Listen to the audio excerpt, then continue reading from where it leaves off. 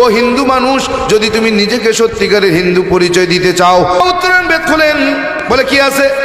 বলে উত্তরায়ণ বেদের মধ্যে একখানা মন্ত্র আছে, বলে লা ইলাহা পাপম ইল্লু ইলা পরম পাদম জন্ম বৈকুণ্ঠ অপয়নুতি তজপিনা মুহাম্মদ। বলে মানে কি বল? বললাম বাবা, ডক্টর বেদ প্রকাশ উপাধ্যায় তার লিখিত গ্রন্থ কল্কি অবতারে 33 নম্বর পৃষ্ঠায় তিনি ব্যাখ্যা করেছেন। তিনি বলেন, ও হিন্দু মানুষ, যদি তুমি নিজেকে সত্যিকারের হিন্দু পরিচয় দিতে চাও, এই মন্ত্রের দুইটা অংশ মনে প্রাণে মেনে নাও। 1 নম্বর, লা ইলাহা পাপম ইল্লু ইলাহা পরম পাদম।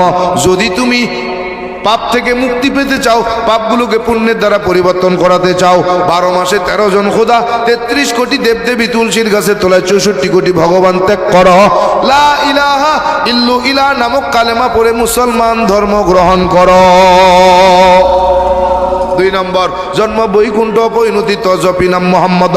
আর মৃত্যুর পরে যদি ওই বৈকুণ্ঠ নামক স্বর্গ তুমি পাইতে চাও, যেই স্বর্গে গেলে ক্ষুধার যন্ত্রণা লাগবে না, যেই স্বর্গে গেলে পানির পিপাসা লাগবে না, যেই স্বর্গে গেলে গাছের পাকা ফল ছুটায় খেতে কেউ বাধা দেবে না, যেই স্বর্গে গেলে বয়স কোনোদিন বাড়বে না, যেই স্বর্গে গেলে কোনোদিন অসুস্থ হতে হবে না, যেই স্বর্গে গেলে কোনোদিন তুমি মারা যাবে না, যেই স্বর্গে গেলে আবার দুনিয়ায় ফিরে আসা লাগবে না, ওই স্বর্গে যদি যেতে চাও এমনি যাওয়া যাবে না। অপরিণতি তজপিনাম মুহাম্মদ, মুহাম্মদের জীবন আদর্শ তোমার জীবন আদর্শ বানাও। এই 2টা কাজ করলে তুমি হিন্দু। আর যদি একটাকে অস্বীকার করো, তুমি হিন্দুও না।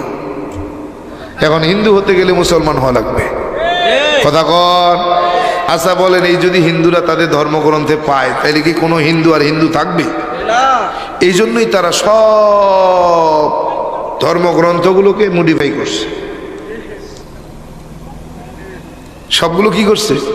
মডিফাই করছে। মানে যেগুলো দেখলে হিন্দুরা মুসলমান হওয়ার সম্ভাবনা আছে, সব ছাড়াই করছে, কিচ্ছু নাই। এই জন্য এখনকার হিন্দুরা চ্যালেঞ্জ করে মাঝে মাঝে, নাই এটা কই পাইছো? কয়নি? আমি চ্যালেঞ্জ করলাম, আমি বাইর করে দিব, যদি তুমি সংস্কৃত ভাষার বেদ পুরাণ রামায়ণ মহাভারত এগুলো তুমি আমাদের দিতে পারো। কারণ এগুলো তো আর আমাদের দিবে না, জানে যে বিপদ আছে। ইন্ডিয়ার ভিসাই আমার বন্ধ। বাংলাদেশে 214 জন মতো কালেমা পড়ছে এই পর্যন্ত আমার হাত দিয়া। এই দেখে ভারতের হিন্দুরা ভাবছে, কয় এইটা যদি ভারতে ঢোকে, না জানি কত হাজার হিন্দুরে মুসলমান বানায় লইয়া যায়। এই জন্য আমার ভিসাই দেওয়া বন্ধ। 3 বার আবেদন করছি, কয় হইতো না, ভিসা নাই। ওই জন্য ইন্ডিয়ার জমিন থেকে আবার একটা ছাগলের বাচ্চা, পবিত্র কুমার দাস, নমশূদ্র, কিন্তু উনি আমার সঙ্গে ডিবেটে